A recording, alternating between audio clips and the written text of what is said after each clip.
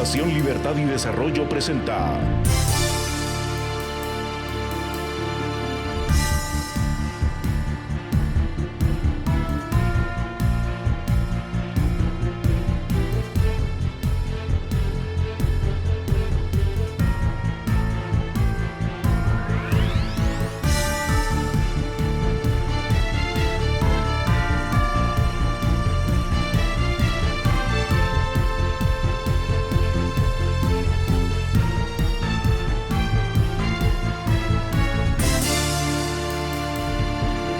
Razón de Estado con Dionisio Gutiérrez. Uno de los errores que cometemos los humanos es creer que la evolución, el desarrollo y el bienestar se alcanzan en nuestro tiempo de vida. La historia nos enseña que las naciones que lo lograron pasaron siglos trabajando y luchando, cayéndose, levantándose y volviéndose a caer hasta que alcanzaron el título de nación desarrollada. Y aún así no hay garantías. La democracia, la justicia y la libertad, que son el marco, el puente y el camino que dan acceso al desarrollo, se deben cuidar y apreciar con valor, determinación y compromiso. La historia también nos enseña que los países que las descuidaron sufrieron consecuencias catastróficas. La evolución de la especie humana es evidente y sorprendente, y más si la contamos desde la era de los cavernícolas. Aunque quedan algunos entre nosotros, especialmente en la política y en algunas de las élites, los avances en todos los aspectos de la vida son comprobables y evidentes. Las naciones que seguimos atrapadas en el subdesarrollo político y por eso en la pobreza y el escaso crecimiento económico, tenemos tareas pendientes extraordinarias que van desde la educación y el alivio a los graves problemas sociales hasta la creación de oportunidades de trabajo y la edificación de un marco jurídico y societario que ofrezca garantías. Y además necesitamos el tiempo suficiente para que, después de cumplir con esas condiciones, trabajemos duro hasta lograr los objetivos de desarrollo y bienestar para todos. Es ahí donde está el problema, en el tiempo, los dolores y los sacrificios que toma alcanzar desarrollo y bienestar. Por eso son indispensables los estadistas, los líderes capaces, honorables, con visión de Estado. Una especie escasa en nuestro tiempo. Los pueblos hemos perdido la confianza y la paciencia, y por eso los cantos de sirena y la mentira populista engañan y avanzan. La disciplina y un marco jurídico impecable o el Estado de Derecho en democracia son el tanque de oxígeno para alcanzar desarrollo y bienestar. Se asume que la libertad individual es el fundamento seguro, sagrado e incuestionable que permite hacer todo lo demás. Por eso, la democracia, la división de poderes que consolida la República y el Estado de Derecho son las misiones obligadas que, sumadas a la educación, nos liberan del subdesarrollo político que nos reprime y nos esclaviza en la pobreza. América Latina vive atrapada en el péndulo ideológico que más responde a ambiciones personales de caudillos tiranos y cavernícolas. La libertad y la democracia no son privilegios. Son responsabilidades que se deben respetar, cumplir y proteger, y son las condiciones para alcanzar el desarrollo. Por eso debemos tomar conciencia de que vienen años difíciles para América Latina.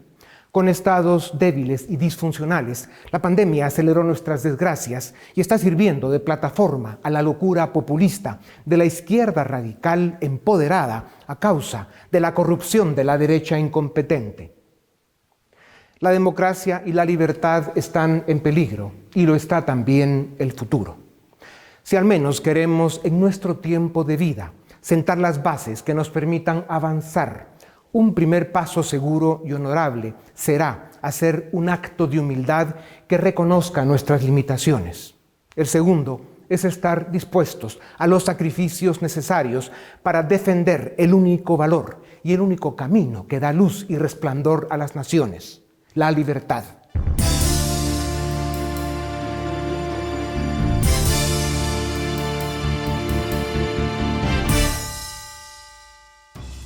Los problemas socioeconómicos, estructurales y la debilidad institucional en América Latina se han visto agravados por la pandemia y están exponiendo a sus democracias a la demagogia y al populismo, especialmente de extrema izquierda, En Perú, la crisis ha sido intensa y dolorosa.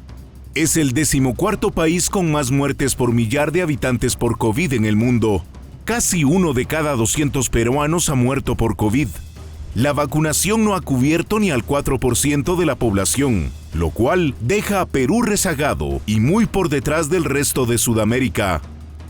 Por si fuera poco, el desempleo llegó al 14% en 2020 y la economía peruana cayó 11.2%, convirtiéndose en la segunda economía que más sufrió en América Latina después de Venezuela. Estas son las peores cifras desde 1989, cuando Perú vivía momentos complejos de hiperinflación y violencia guerrillera. La política marcha aún peor. Todos los expresidentes desde Alberto Fujimori han sido condenados, están imputados o son señalados de corrupción. Los escándalos han sacudido la política y el Perú ha tenido 4 presidentes en los últimos 4 años.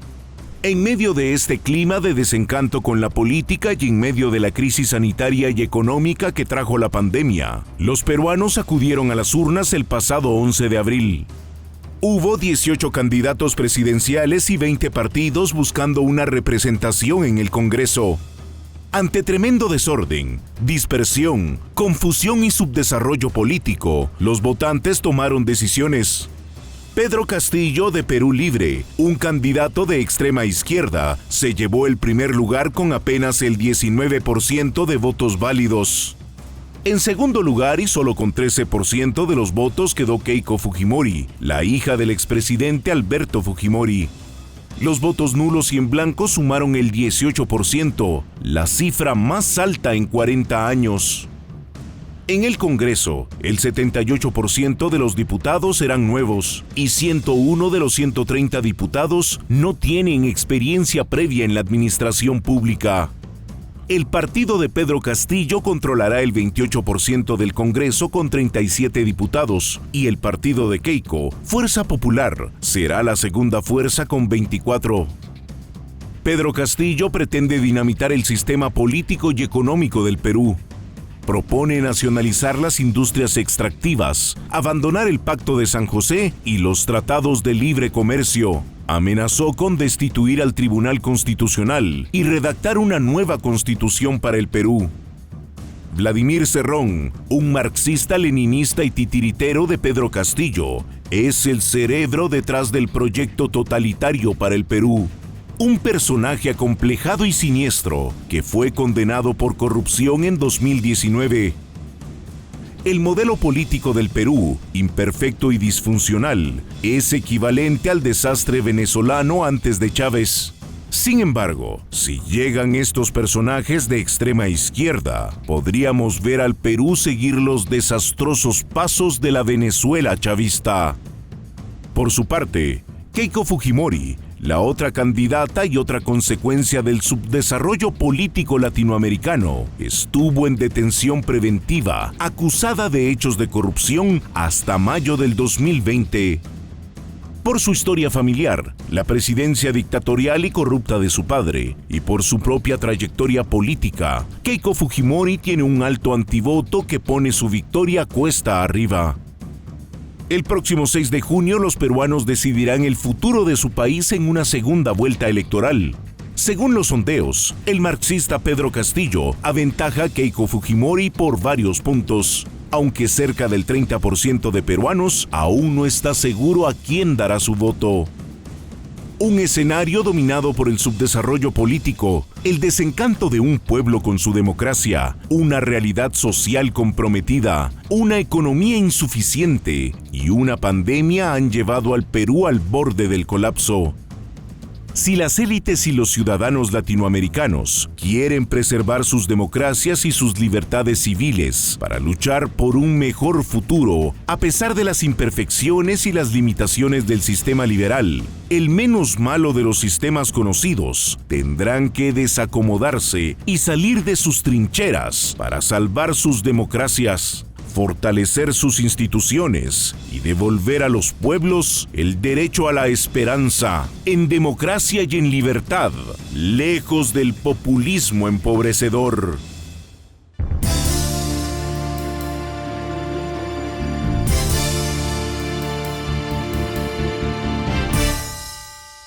Bienvenidos a Razón de Estado. Hoy tenemos el gusto de presentarles a Álvaro Vargas Llosa, reconocido periodista, escritor y conferencista. Es una de las máximas autoridades en la Fundación Internacional para la Libertad que preside Mario Vargas Llosa. Es Senior Fellow del Independent Institute. Álvaro ha sido reconocido y galardonado en diversas geografías y espacios por su incansable lucha por la libertad. Álvaro Vargas Llosa, bienvenido a Razón de Estado. América Latina tiene una relación incestuosa y conflictiva con la democracia republicana, con el Estado de Derecho, con el libre mercado y con la libertad. ¿Por qué estos valores que al principio y al final son los que desarrollan naciones no terminan de consolidarse en nuestros países? Hay momentos en los que se ve y se siente que la democracia avanza en América Latina, pero tropieza y se cae con demasiada facilidad. ¿Por qué?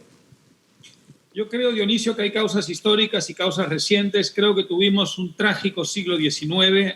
Es un siglo donde se perdió la gran oportunidad de crear repúblicas dignas de ese nombre, es decir, de sistemas republicanos, de instituciones republicanas que pudieran darle a estos países lo que no habían tenido, obviamente, en la etapa de la colonia y lo que todavía no terminan de tener. Si hubiéramos tenido un siglo XIX muy distinto, hubiéramos podido en el siglo XX y ahora en el siglo XXI construir sociedades desarrolladas. Creo que este es un grave problema. Hubo excepciones, Chile, por ejemplo, Uruguay, por ejemplo, y por eso esos países hoy día andan bastante mejor desde el punto de vista institucional. Luego, por otro lado, creo que tuvimos un problema gravísimo y es que surgió el virus del populismo en el siglo XX en América Latina, en algunos países más que en otros. Pero si introduces ese elemento sobre la base de lo que acabo de decir, una vida republicana que después de la independencia no se terminó de institucionalizar y se, digamos, agrava todo ese marco, todo ese contexto con el surgimiento del populismo, evidentemente la precariedad de las instituciones que hemos heredado tiene muchísimo que ver con todo aquello. Nada de lo cual quita que hemos desperdiciado de una manera, a mi modo de ver, trágica, e incluso, digamos, criminal, podríamos decir, las muchas oportunidades que hemos tenido en décadas recientes de construir instituciones y repúblicas dignas de ese nombre y las hemos desperdiciado por corrupción, por frivolidad y por miradas digamos, de muy corto plazo. Sí. Álvaro, en esta tribuna sostenemos que América Latina tiene graves problemas sociales y económicos, pero que nuestro verdadero problema es político. Es nuestro subdesarrollo político lo que realmente nos mantiene pobres y atrasados, y tú ya describías algunos de los síntomas.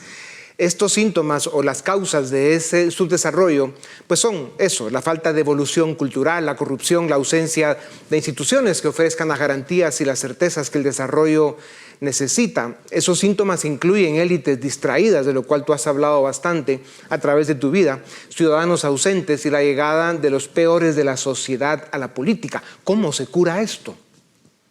A ver, yo creo que tienes toda la razón del mundo. Hay un problema esencial que es político. Yo siempre digo, si nosotros lleváramos a varios miles de ciudadanos y los instaláramos en una isla en el fin del mundo y les dijéramos, lo único que les vamos a dar en esta isla es un Estado de Derecho, un marco político de Estado de Derecho, pero nada más, y volviéramos 15 años después, nos encontraríamos una economía de mercado. Desde luego encontraríamos también un marco de instituciones representativas y de instituciones republicanas, pero nos encontraríamos una economía de mercado, porque en ese sistema político libre y en ese sistema de respeto al individuo, naturalmente se formaría una economía de mercado, con lo cual, digamos, reincido en la idea original y en la premisa de tu pregunta. Tenemos un problema político del que se derivan los demás problemas, incluido el económico.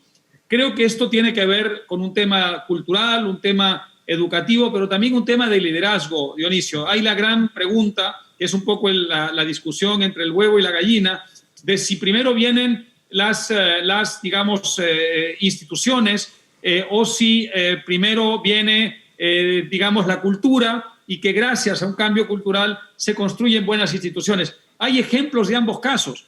Hay ejemplos de países donde se crearon instituciones sin que terminara de haber una evolución cultural y luego la evolución cultural las consolidó, y hay ejemplos de lo contrario donde la evolución cultural produjo las instituciones. Para eso se necesita un gran liderazgo político y hemos tenido un liderazgo político de una enorme mediocridad en América Latina. Si uno mira para atrás, hubo momentos históricos, pero muy antiguos. Por ejemplo, la famosa generación que creó la prosperidad de Argentina en la segunda mitad del siglo XIX, o incluso una generación que hizo algo parecido en Chile, pero estamos hablando de casos muy excepcionales y en épocas contemporáneas, desde luego, un liderazgo mediocre universal. Claro. No, y al paso que vamos, nos vamos a quedar sin los huevos y sin las gallinas. Álvaro, América Latina ya tenía problemas graves antes de la pandemia. El COVID de los chinos aceleró y profundizó nuestras desgracias. En promedio, las economías latinoamericanas han caído casi un 8% y la CEPAL calcula que hay un retroceso de 12 años en niveles de pobreza y 20 en pobreza extrema. Las clases medias, que son la fuente de estabilidad política en las naciones, están siendo devastadas. Una causa más que se suma a la amenaza populista. Ya se escucha a analistas y economistas serios hablar de otra década perdida para América Latina. ¿Cuál es tu opinión? Yo creo que en cierta forma sí, Dionisio. Es decir, hay diferencias entre países, desde luego no todos están en la misma condición, pero en cierta forma se puede hablar de una década por lo menos desperdiciada. Yo no tengo ninguna duda. ¿Por qué? En gran parte porque nosotros no supimos hacerle frente a la secuela de la crisis financiera de hace una década. Fue una digamos, tragedia, si quieres, de contexto internacional, pero nosotros no supimos hacerle frente con reformas profundas. Y luego vino la pandemia, frente a la cual no solamente han quedado desnudadas nuestras tremendas ineficiencias, sino también frente a la cual hemos tenido una enorme falta de capacidad y de liderazgo, que todavía estamos padeciendo. Entonces, si uno mira, digamos, con una perspectiva de 10 años, no hay ninguna duda que hemos perdido mucho tiempo. ¿Qué tragedia fue? Algunos incidimos en aquel momento en este tema, Dionisio, que durante la bonanza de los commodities entre, digamos, 2003 y 2011, 2012, en lugar de simplemente vivir de la renta fiscal que suponía ese ingreso de los commodities a través de las exportaciones y el dinero que ingresaba, no hicimos las reformas que debimos haber hecho, porque si las hubiéramos hecho, hoy estaríamos muchísimo mejor preparados para enfrentar no solamente la pandemia, sino la post-pandemia. Por eso creo efectivamente que estamos hablando de una década por lo menos desperdiciada y quizá perdida. Sí. Álvaro, eres peruano, has luchado toda tu vida por la libertad y la democracia del Perú y de América Latina. Desde la llegada de Alberto Fujimori al poder en 1990 en el Perú, y él estuvo 10 años en el poder, han pasado 6 presidentes. Todos, incluyendo a Fujimori, están en la cárcel, fueron imputados o son perseguidos, y por buenas razones. En los últimos 4 años, Perú ha tenido 4 presidentes, incluyendo a Sagasti, el actual. En pocos días, la democracia peruana estará de nuevo ante las urnas de la historia y tendrá que elegir entre la hija del dictador Fujimori, ella ha tenido sus propios problemas con la justicia, y un candidato marxista-leninista, socio del castrismo cubano y del chavismo venezolano. Un candidato con un manual y una agenda para hacer del Perú lo que esas ideas hicieron con Venezuela. ¿Qué te dice este escenario de la política en el Perú, que no es muy distinta a la de la mayor parte de América Latina? ¿Qué puede pasar en el Perú con estas opciones? ¿Cuál es la menos mala? ¿Quién ganará? Mira, Dionisio, hemos tenido muchos peruanos que tomar una decisión tremendamente difícil. En mi caso y en el de muchas otras personas, estamos hablando de adversarios del fujimorismo desde hace prácticamente 30 años, de manera que comprenderás lo difícil que ha sido esta decisión, pero no hay ninguna duda que a pesar de todo lo que has mencionado, hay hoy día una obligación moral de votar por Keiko Fujimori, creo yo, y de frenar un proyecto que sería un proyecto totalitario, desde el punto de vista político totalitario y desde el punto de vista económico absolutamente devastador, porque están proponiendo un modelo que está prácticamente calcado del socialismo del siglo XXI, es decir, un modelo que retrocedería al Perú 50 años. Con Keiko Fujimori la esperanza es la siguiente: ella ha hecho acto de contrición, ha pedido perdón, ha reconocido los graves errores del pasado y ha hecho un compromiso reiterado de respeto al marco constitucional, a los límites del periodo presidencial, a la independencia del Poder Judicial, y se ha comprometido con personas que no tienen nada que ver con el fujimorismo a llevar a cabo un gobierno estrictamente limitado por el marco legal y el marco jurídico. Tenemos la esperanza muchos de que si es así, si ella gana las elecciones y cumple ese compromiso, no solamente habremos detenido la amenaza totalitaria, populista totalitaria, sino que también habremos creado las condiciones para quizá iniciar algunas de estas reformas que son necesarias. Pero en cualquier caso, como reflexión, desde luego, te dice mucho que el Perú haya llegado a una situación como esta, te dice mucho con respecto a lo que ha sido el fracaso de toda la etapa democrática, desde la recuperación de la democracia a finales del año 2000. Una vez más, la incapacidad y la ceguera de la clase dirigente para construir instituciones republicanas. Ya. Álvaro, el 11 de abril pasado los peruanos fueron a las urnas a escoger entre 18 candidatos presidenciales, un claro síntoma de subdesarrollo político, tan común en América Latina. En primer lugar, como decías, quedó Pedro Castillo con casi 19%, casi empatado con los votos nulos y en blanco. Y en segundo lugar quedó Keiko Fujimori con 13.4%. Había mejores opciones, pero los pueblos están hartos de la política y no confían en nadie. ¿Cómo se puede rescatar la política en América Latina? ¿Qué debemos hacer para motivar a los mejores de la sociedad para que participen y para que se preparen para la administración pública, para gobernarnos con mejores resultados, sobre todo para preservar la democracia, el Estado de Derecho y la esperanza de bienestar de los pueblos?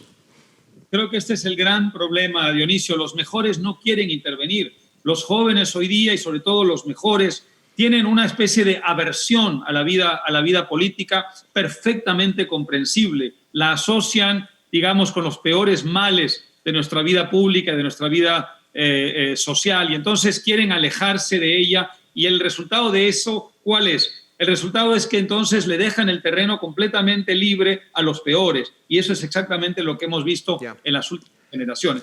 Yo creo que tenemos que hacer muchas cosas. Los empresarios deben empezar a participar también en la vida cívica. Tú eres un ejemplo muy raro, muy excepcional en América Latina, Dionisio, pero hay que tener más gente como tú, que esté haciendo eso, que esté creando think tanks, que esté creando instituciones, organizaciones cívicas que canalicen la posibilidad de participación de gente de talento en la vida cívica, en la vida pública. En el campo de la educación tenemos que empezar a instalar un poco la idea de que la educación no solamente debe servir, y por supuesto eso es importantísimo, para construir a los futuros ingenieros, sino del futuro, digamos, del porvenir, sino también para crear ciudadanos participativos y activos. Participar como ciudadano no significa ir a votar cada 4 o 5 años, significa hacer del servicio cívico una especie como de mandato diario, de mandato cotidiano. Y para eso nuestra clase empresarial, nuestra clase dirigente, nuestra clase intelectual, todos deben en cierta forma contribuir. Álvaro, en 2018, Latino Barómetro registró que apenas el 48% de latinoamericanos apoyaba la democracia.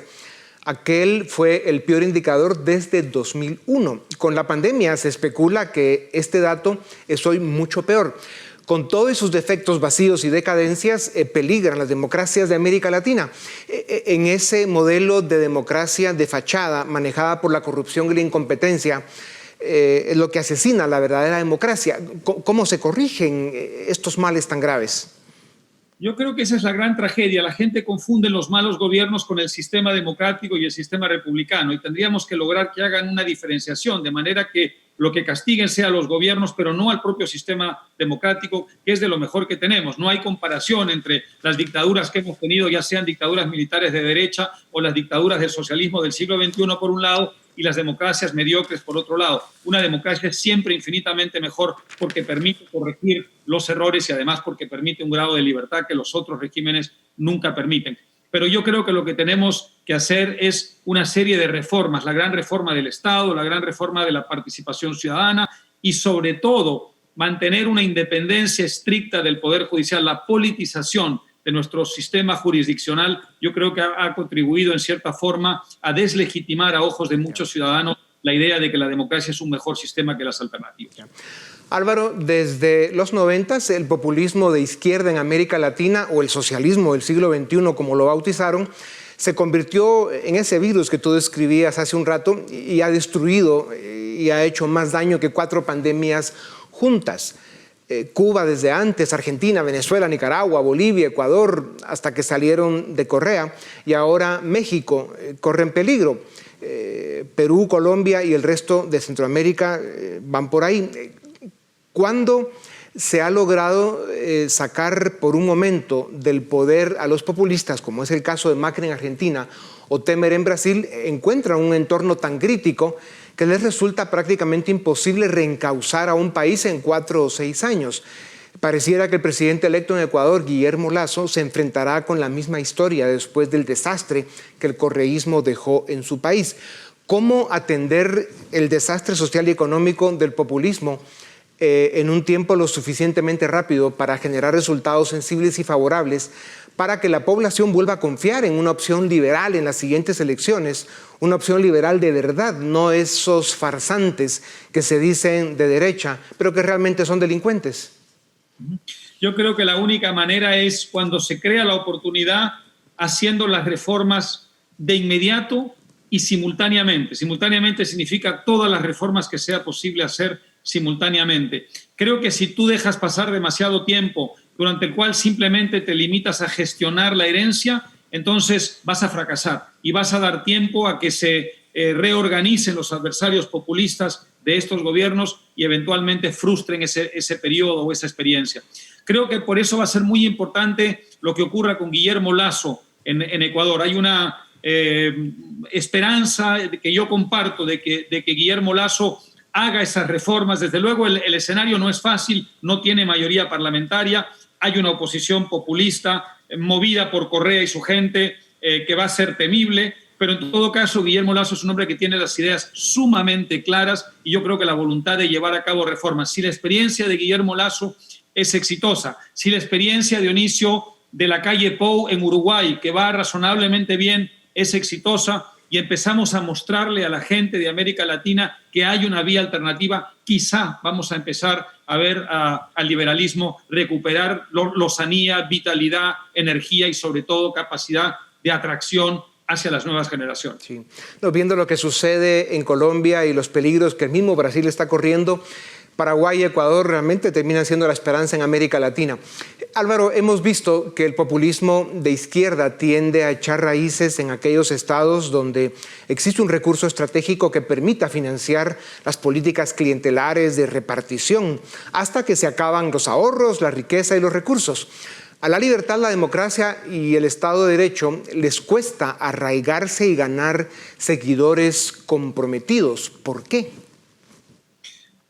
Yo creo que eso es muy importante. Es decir, el periodo, digamos, de la bonanza de los commodities fue una especie como de bendición caída del cielo para los gobiernos de la extrema izquierda populista de América Latina. Hugo Chávez llegó al poder con el precio del barril de petróleo a $8 y se disparó a $100. Imagínate lo que eso significó. Eso le dio muchísimos años de oxígeno para crear una clientela, digamos, subvencionada que le permitió a ese régimen durar muchos años hasta que luego empezó ya el desgaste, pero para entonces estaban muy consolidados políticamente, ¿no? Yo creo que eso es muy importante. Es decir, hay que entender que tenemos que abandonar, digamos, esa dependencia de los commodities, lo que no significa que está mal tener materias primas. Hay países fantásticos como Noruega, como Australia, como el propio Estados Unidos, que tienen muchas materias primas y las explotan maravillosamente bien. No estoy diciendo que eso está mal. Lo que estoy diciendo es que tenemos en América Latina que dejar, digamos, esta actitud tan cómoda de simplemente sentarse a esperar que haya un contexto internacional de precios altos para los commodities, porque entonces lo que hacemos es frustramos las experiencias cuando no hay esos precios de los commodities, y cuando sí los hay, lo que hacemos es vivir una ilusión, una burbuja, algo que no tiene un sustento real. Para recuperar la fe en nuestros valores y en nuestras ideas, necesitamos hacer unas reformas independientemente de lo que sean los precios de nuestros productos de exportación en el mercado internacional. Claro, y administrar bien los recursos que los países tienen para que al final pues generen desarrollo y bienestar para su gente. Álvaro, en los 60 segundos que nos quedan, si tuvieras que encontrarlas, ¿hay razones y espacio para estar optimistas por el futuro de América Latina? O puesto de otra forma, ¿qué debemos hacer para rescatar la ilusión por la América Latina? Yo no tengo ninguna duda que hay esperanza, Dionisio. Yo no voy a perder la esperanza nunca. Esto es algo que es muy importante tener. Yo creo que hay mucha gente haciendo lo que estás haciendo tú y la hay en casi todos los países de la región. Conozco a muchas de estas personas, tengo vinculación con ellas, hago actividades con ellas y allí está mi esperanza. Hay mucha gente que tiene una lucidez muy clara con respecto a lo que hay que hacer. Lo que tenemos es que ser insistentes, perseverantes y persuasivos. Ya. Y sin duda alguna parece también que quien debe rescatarse a sí mismo es el ciudadano y con él rescatar los valores de la libertad y el respeto a la norma jurídica. Podemos tener malos gobiernos, pero mientras tengamos la oportunidad de cambiarlos a través de elecciones libres, hay esperanza. Álvaro, muchas gracias. Como siempre, un privilegio escucharte. A ustedes también gracias. Esto es Razón de Estado.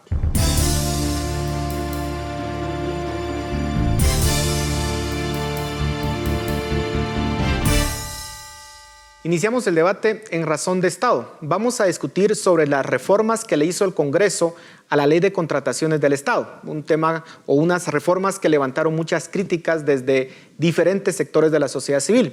Y para ello contamos con dos expertos. En primer lugar, Irene Flores, investigadora asociada del CIEN, y Pablo Hurtado, secretario ejecutivo de ACIES. A ambos muchas gracias por estar en Razón de Estado. Irene, quisiera empezar contigo. De forma muy sencilla, ¿cuáles fueron los cambios que se le hicieron a esta ley y por qué está generando tanto rechazo de diferentes sectores de la sociedad? Sí, buenas tardes. A ver, lo más importante es, en esta ley se modificaron los montos máximos permitidos para 3 modalidades. La primera es la compra de baja cuantía. En la ley, anterior, en la modalidad anterior, se permitía hasta un máximo de 25,000 quetzales, eso se subió hasta 100,000, es decir, las entidades pueden gastar en esa modalidad hasta 100,000 quetzales.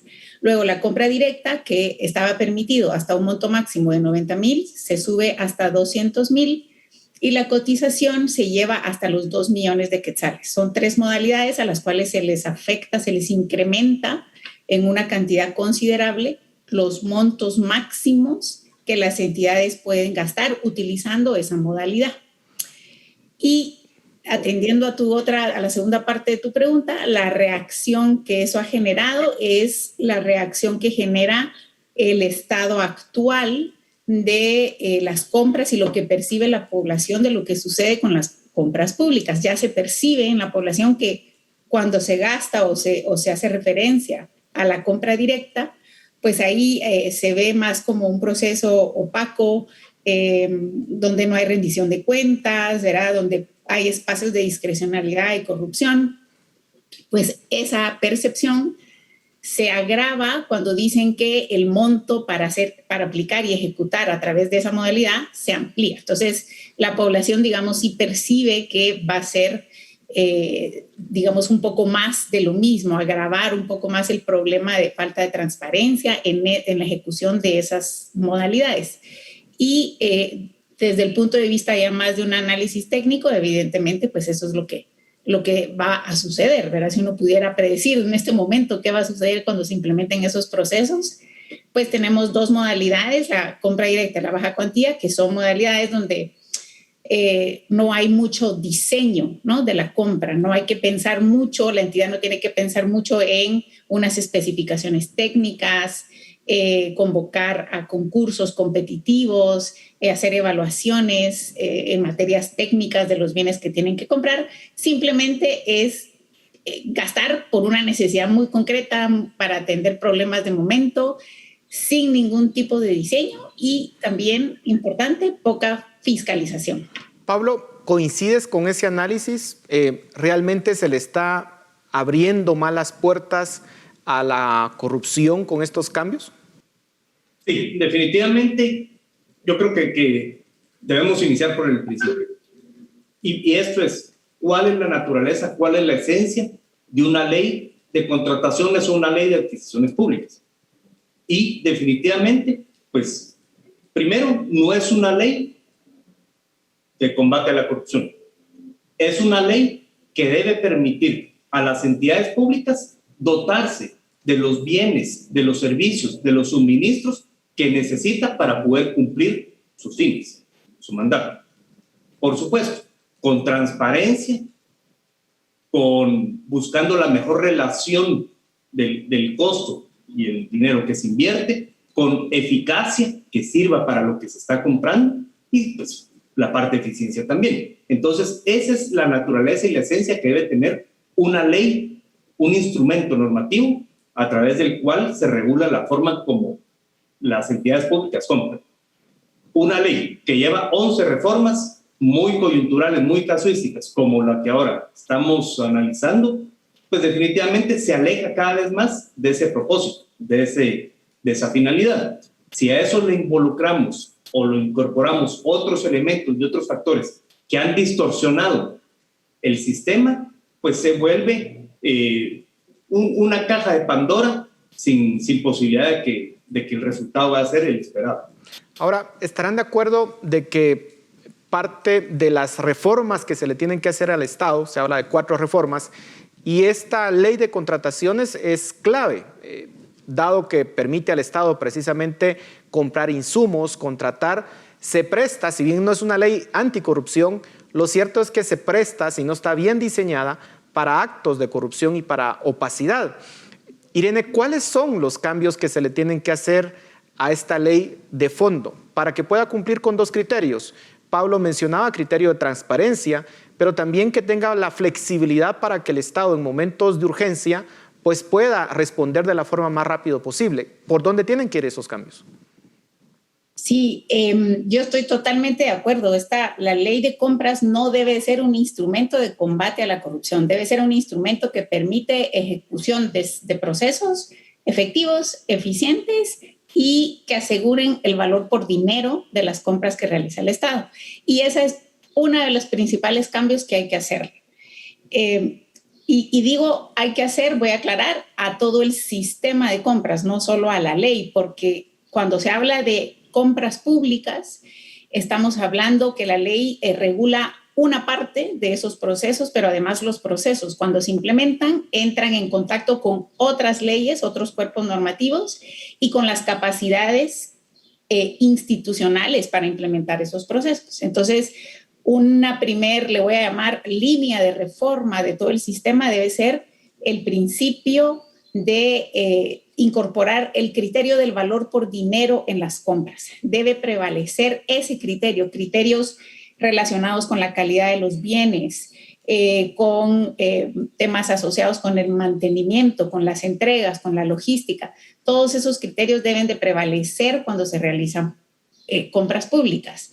Y para lograr eso, los estándares internacionales, las buenas prácticas, recomiendan que las modalidades se establezcan en función al objeto de la compra y no en función a los montos. De hecho, establecer modalidades de compra en función a montos es una práctica que va en sentido contrario de lo que te dicen las buenas prácticas.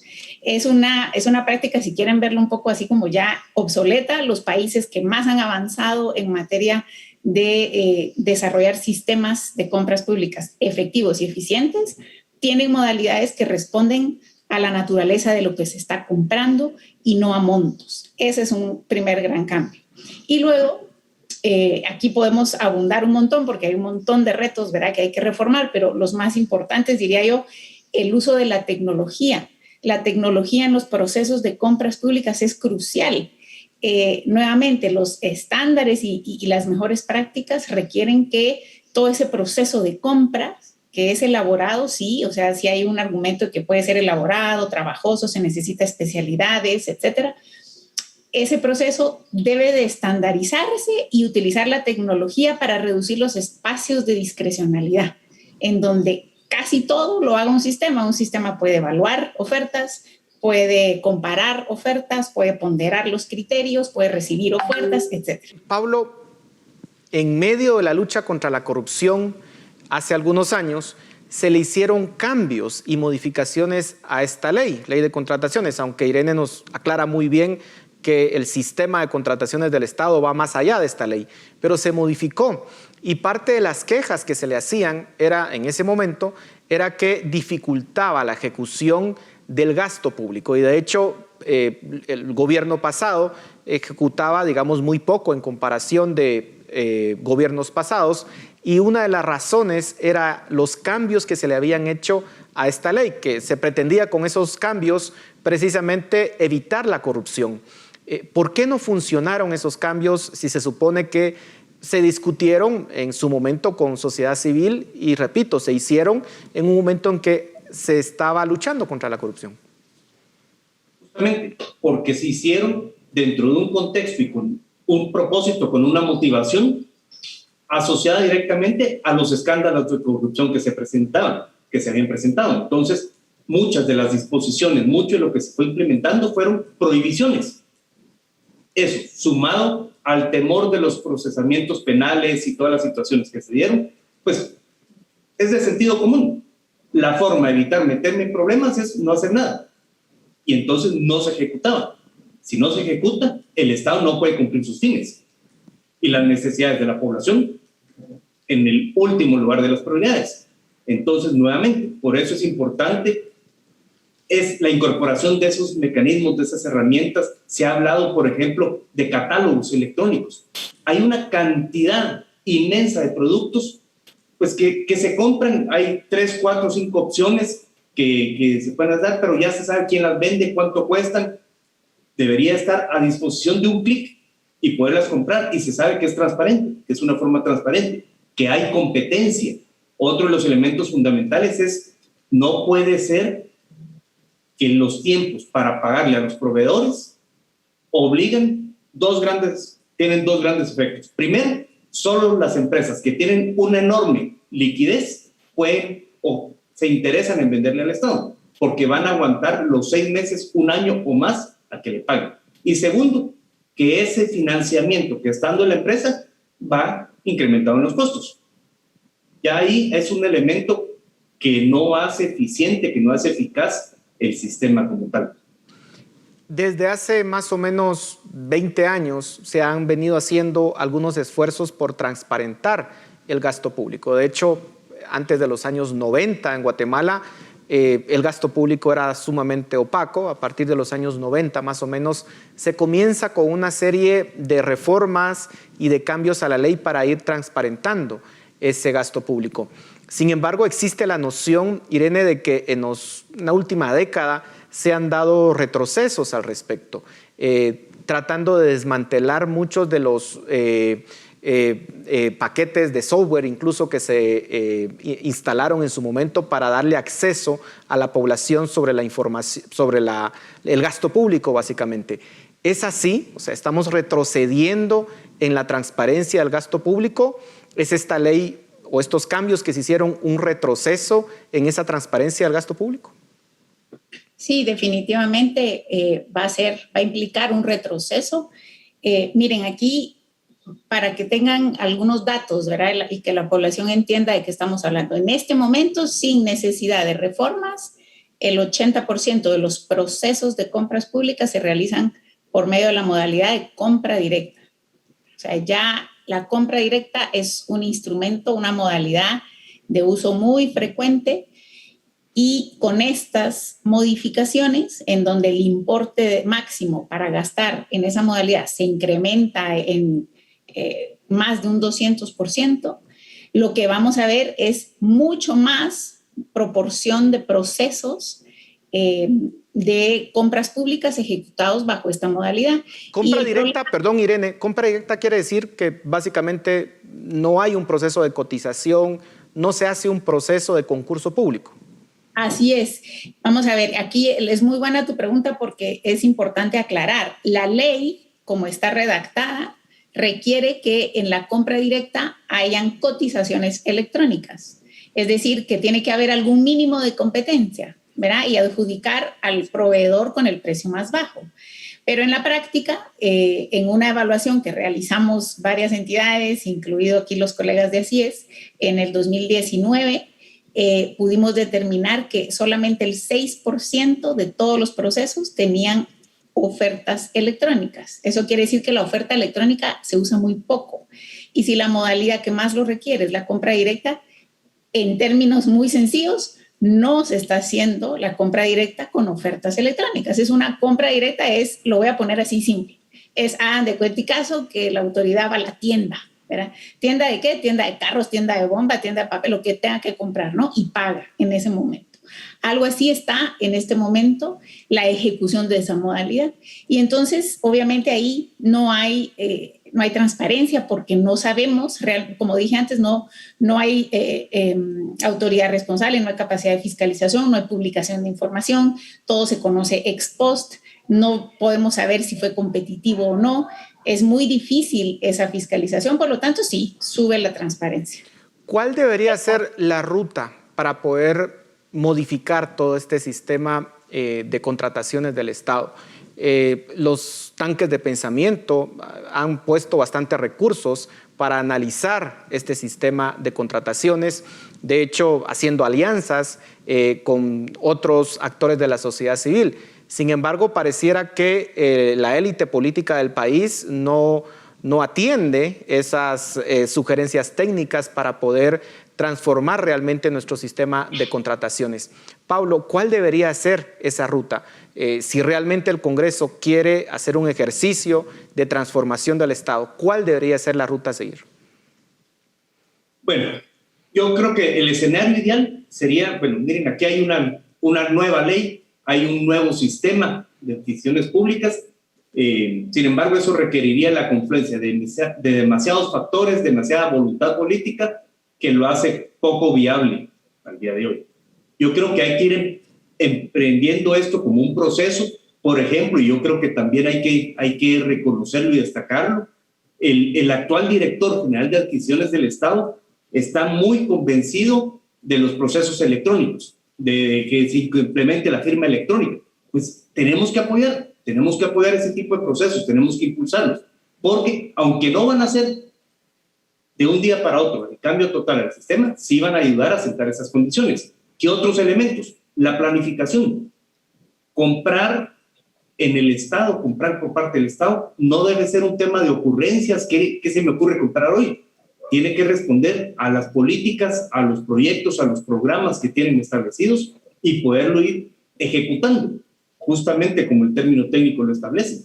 No es de ponernos a pensar a ver qué se nos ocurre, a ver qué hacemos. Si existe una buena planificación y se obliga que no se compre nada que no esté planificado, por supuesto, es necesario que exista un sistema, como ya lo mencionabas, Paul, para atender las emergencias. Todos los años nuestros países sufren efectos del cambio climático, la pandemia, pues no digamos, pero todos los años ocurre una emergencia, una erupción volcánica, lo que sea. Y el Estado no está maniatado para poder responder inmediatamente a eso. Nos quedan 2 minutos y quisiera preguntarle rápidamente a ambos. Se hicieron estas modificaciones, pero para que entren en vigencia tienen que pasar todavía por un proceso. ¿Se puede detener esta aprobación, esta modificación?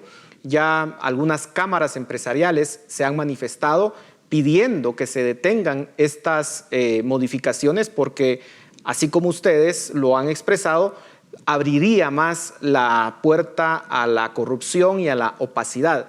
¿Se puede detener, Irene, y cuáles son el camino para detenerlo? Sí, yo tengo entendido que está ahorita en el espacio que queda es el veto del presidente. Ahí podría haber un espacio para detener la implementación oficial de estas reformas.